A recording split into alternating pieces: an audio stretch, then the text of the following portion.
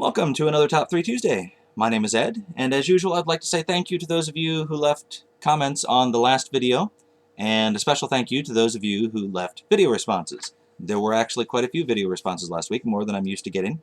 Thank you to Scuba Diver Picker, Kit171, I Poop Fart Inferno 2102. I have a hard time believing that there were that many people that used the channel name I Poop Fart Inferno that you had to put 2102 after it, but there you go. Mini Elk 454, Electric Adventures, Almu 2011, I hope that's how you pronounce it. Gaming with Static, Statok, I'm going to go with Static because that's what it looks like. Darren Walshsock, The Sainted Magna Show, Will Graham 13, my second favorite name on this list, Ninja Bear Hug. Woodland 37, RPG Machine 86, and last but certainly not least, Retro Game Tech. Martin from Retro Game Tech actually did a double feature. He answered the top 3 favorite controllers and the top 3 favorite pick up and play games, so thank you very much, Martin. For those of you that watch Retro Game Tech's channel, he does a rare appearance in front of the camera. Excuse me, in front of the camera on that video, and that's not something you get to see very often, so certainly check it out and maybe subscribe to his channel while you're there because he's awesome. Anyway, my top 3 favorite repairs and or mods, something like that. And I've gone back and forth on a couple of these. The first one I'm going to show you, which we're going to call number 3 for the sake of argument, is my Neo Geo CD. This is a Japanese Neo Geo CD, so everything reads in Japanese. Unless, of course, you do a region mod to it, and you can make it read English. Or you can do a region mod for Europe, so that it reads English but in 50 hertz. I don't know. I don't know how that works exactly, but in any case, there you go. I actually put a switch on this one instead of just doing a mod, so that I can go back and forth between Japanese and English, because, or I'm sorry, we're going to say North America because that's the way it's listed on the board. Back and forth between Japan and North America. There are some features on the Japanese version that you don't have on the North American version, so it benefits you to have both both settings on here. So I put a switch on. Now the only reason this isn't higher on my list is because look at the size of that switch. That thing is hideous. When I was fiddling around in here and the thing was upside down, it made the most sense for me to put this switch here. I don't know why at the time, but it did. Now, it wouldn't be so bad if it was a lower profile switch, and I actually just bought a new switch here recently that is extremely low profile, right there, and it is black, so when I put this thing on there, you're not even going to notice it. If I had this on there, it might be a little higher on my list, but I'm just going to say, in general, I like doing region mods, because then you can buy machines from other countries that you can maybe get a better deal on, and then with a little bit of solder and a couple pieces of wire you can make it conform to your region. So region mods, although the region mod on my Neo Geo CD is my favorite one.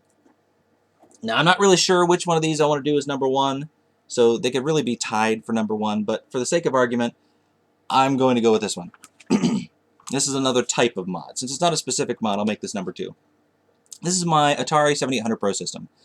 This is a pretty cool little system, you know, but does both 7800 games and 2600 games. Certainly improved on the graphics of the 2600. The only problem with it is it only has RF output. Now, the RF output on this system is actually very good compared to most, but still, it's RF. And it's not as convenient to hook it up to the back of the TV. It's still not quite as good, so I did an AV mod to it. Now, yeah, I realized that that red one is a little bit off compared to the other two, and it isn't actually in stereo. I just doubled the mono output so you get sound from both speakers. I guess AV mods in general are what this is for, because I do like the AV mod on this one because it makes it more convenient to attach to the front of the television, but the picture and sound isn't really that significantly better on this because the RF output's actually pretty good. However, on my TurboGrafx 16, which I'm going to be doing a similar mod, well, actually not similar, completely different, but it's going to be an AV mod, got the parts right here, it will drastically improve the performance because the RF output on that is crap. And it's made even worse by the fact that mine is loose. And I was going to get in there and repair the loose connection. I thought, you know what, I'll just do an AV mod. It'll actually be easier. Believe it or not, with the one that I've decided to do, I'm not even going to have to open the system up to do it. So, going to be doing an AV mod. This is my number 2 favorite mod, AV mods. Yeah, I forget what I was going to say. I don't remember. Oh, I've done other types of AV mods. I've also done an RF output where I switched over to coaxial on an Atari 2600, and I discovered that most of the interference you get on the RF output on a 2600 comes from inside the system itself. Because what I did is the RF output on the board is like way back here, in an Atari 2600, and then you have this thin unshielded cable that runs through next to all the components before you get to the outside of the machine. So I replaced it with a shielded coaxial cable and ran it out, and then you just plug a coaxial cable into the front here, and it improved the picture and sound by miles. I mean, it is so much better. And it turns out most of the interference you get in the RF is actually coming from inside the system itself. And anyway, I don't know why I told you all that. AV mods, number 2. And my number 1, for the sake of this video, is going to be a mod on the NES, and that is disabling the lockout chip. Now, I guess you could probably consider this, I consider this one actually a repair, because Nintendo broke their own system when they put that lockout chip in there. Even if you replace the 72-pin connector, which a lot of people do, and I think is a waste of time, it still only works for a while, and it only works if all your games have been meticulously cleaned, which I know not everybody does.